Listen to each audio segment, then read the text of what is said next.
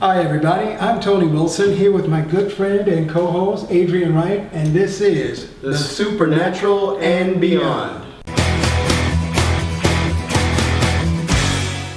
We're here with our very special guest, Lisa Milligan, who is a self-described psychic medium, empath, healer, and channeler. We've had an opportunity to chit-chat with her, and we're going to pick up the conversation from here. So I want to go over some of your education and your background. You were educated at Squaw Valley Community of Writers, the University of California at Irvine. You have a Bachelor of Arts and a medieval history. We're going to have to go into that. I've never heard of that one before. And a minor in medieval literature. Okay, I can assess from the word literature. You're familiar with the books of the different time periods. Okay. I'm going to have to ask you to help me with this one. This was a Samadiksha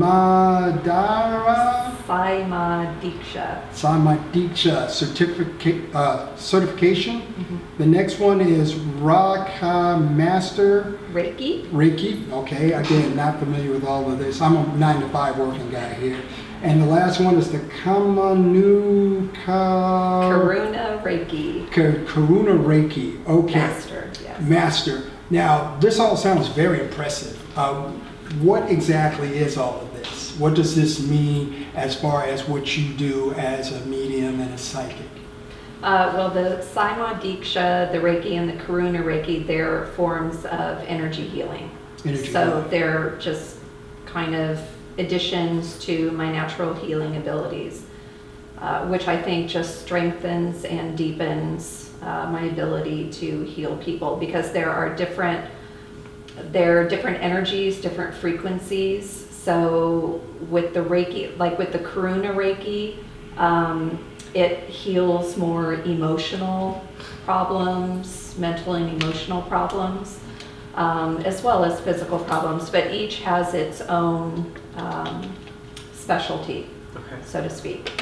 So what does the Reiki part mean anything? Because I'm picking up some of these terms, they have the ending of Reiki. Is there a special meaning to that? Or? Yeah, is this Eastern understanding? Yeah, there's traditional, so the traditional Usui Reiki came from Japan. The Karuna Reiki was developed in the United States. So they're just different forms. So, and you need to go through a certification process because there are symbols that represent a specific healing, and you need to get attuned to the symbol. So the symbol is drawn over you, and that energy for that specific symbol is programmed, so to speak, into you. So it goes into like your soul or your spirit or something like that? Yeah. Very interesting. Yeah, it definitely is. So when you're saying these different symbols, okay, again, coming from a Judeo-Christian, I was born in the West, so I got the Judeo-Christian. And one of the things that the central figure in the Judeo-Christian ethic is Jesus or Yeshua, whichever you prefer. I prefer his Hebrew name, but that's another story. He did a lot of healings, the blind eyes, the deaf hearing, raising the dead, all of those sorts of things. So in the charismatic Christianity, there's a lot of laying on of hands and people have been healed. I've been a part of many different healing ministries and have seen just absolutely miracles. I'm waiting to see my first person rise from the dead. But I've heard people and heard stories. So when you say healing, of course, through Jesus, that's how the Western world sees it. So through your channels, the way that you've learned it, how does this healing take place? Is there a force behind it? Is there an entity behind it? How does that exactly work? Well, actually, you get a guide when you get the symbol. Yeah. So for Reiki, I have a specific guide on the other side for Reiki, and then for Karuna Reiki, Jesus is my guide. Jesus is your guide? Okay. The ascended masters are often guides for Karuna Reiki. Jesus is an ascended master, and he happens to be my Karuna Reiki guide. I did not choose him, so. This is very interesting. With these Reiki, like not the one that you say is Jesus, but let's go back a step back to the first one you mentioned.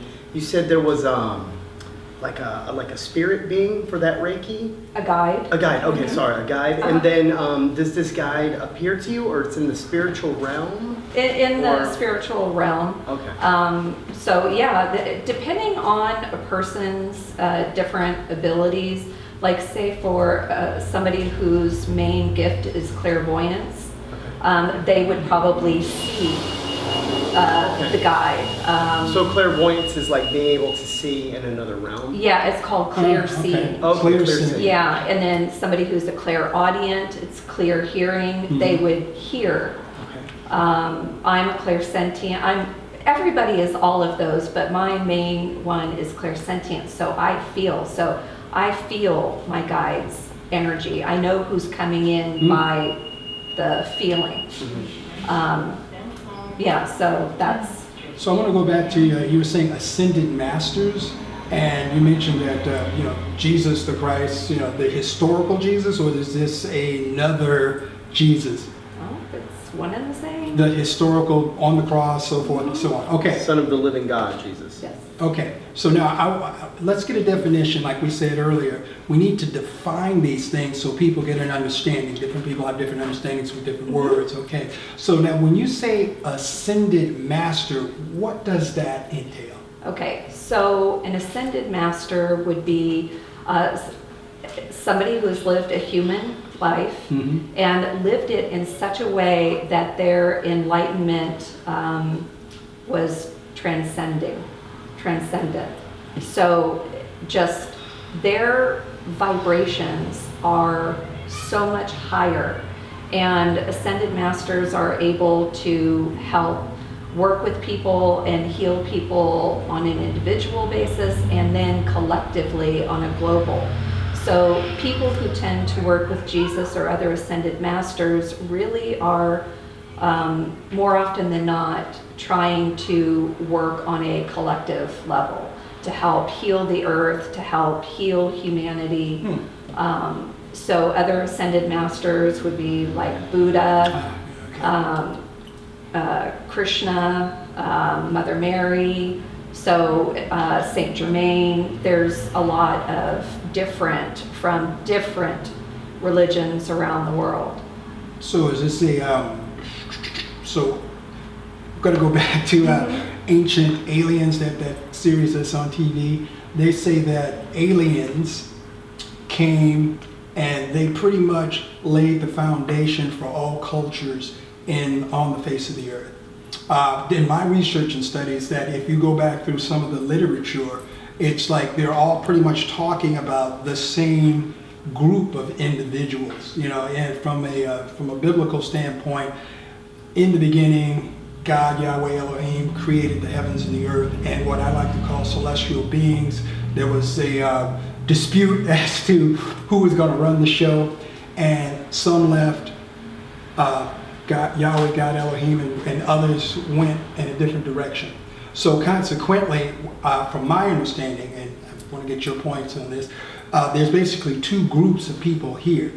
Going back to the Ancient Aliens things, they were here, they came, the whole Garden of Eden thing happened, and then we got into all of these different aspects from the same source, which was these individuals that decided we're not going to go with Yahweh, God, Elohim, we're going to start our own thing. So does that connect in any kind of way with what you're talking about? I think what Tony's trying to say is it called Reiki? Reiki, okay. So from Tony's perspective, he's thinking that these Reikis or these ascended masters, that some of them could be from like the original fallen angels, like that were kicked out of heaven. Does any of that line up to, no?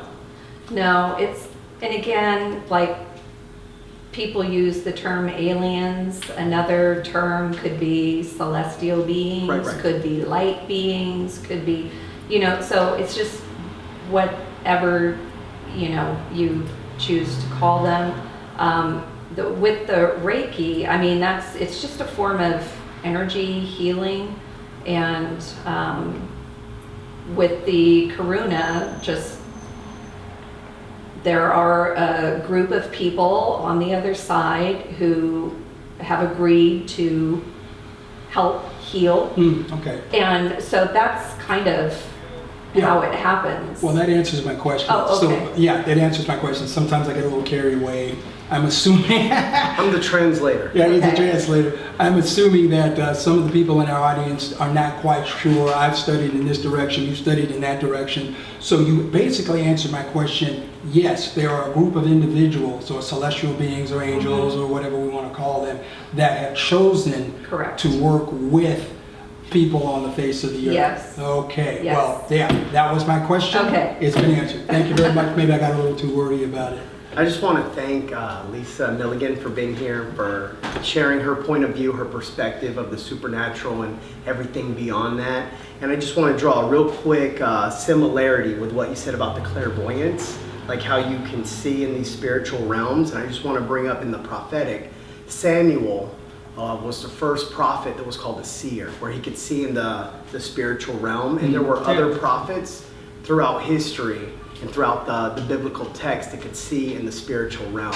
And I just like to draw those comparisons and lay all the evidence on the table for all of our listeners. More similarities. And we just want to know what you guys think here at the Supernatural and Beyond. Be sure to leave your comments down below, hit that thumbs up button, and subscribe for more content.